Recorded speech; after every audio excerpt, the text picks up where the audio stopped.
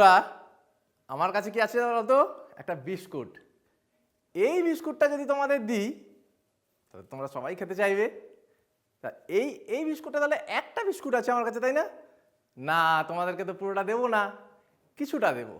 ধরো তোমাদেরকে আমি এরকম ভাঙা অংশ যদি দিই, তোমরা নিশ্চয়ই রাজি হয়ে যাবে। ঠিক আছে, চলো। তো এটাকে আমরা অঙ্কের ভাষায় কেমন করে করব সেটা একটু দেখে নিই। তাহলে ধরো একটা গোটা, তাহলে এই গোটা মানে এক, তোমরা সবাই জানো গোটা মানে এক। কিন্তু যদি এখান থেকে কিছুটা অংশ, ধরো 4/1 আমি বাদ দিতে চাইছি, তোমাকে দিতে চাইছি, তাহলে কি করব? আমি এখান থেকে বাদ দেবো। তাহলে কি করতে হবে? এই গোটা থেকে 4/1 বাদ দিলে কি করতে হবে? একদম ঠিক, আমাকে কি করতে হবে? 4টে সমান ভাগে ভাগ করতে হবে। দেখো 4টে সমান ভাগে ভাগ করে নিয়েছি। এখান থেকে এই 4টে সমান ভাগে, তাহলে এখন আমার কাছে কটা আছে? আমার হাতে আছে 4/4 ভাগ। তাহলে প্রথমে ছিল 1, এখান থেকে যেটা করলাম 4/4 ভাগ। এখান থেকে কি করতে হবে?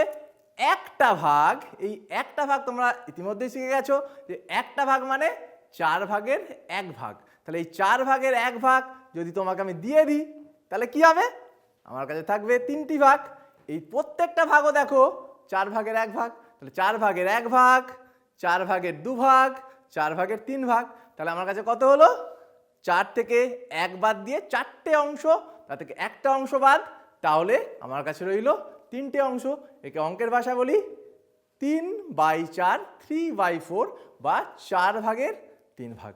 তাহলে তোমরা এখন যে কেউ বাদ দিতে পারবে কিছুটা অংশ। আমার বিস্কুটটা তোমরা কি পেলে? ও পাওনি না?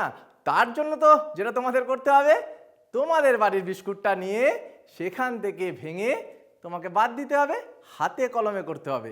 আর এই বিস্কুটের অংশগুলো অঙ্কের ভাষায় খাতায় লিখতে ভুলো না যেন। শিক্ষক শিক্ষিকাকে অবশ্যই দেখিয়ে নিও।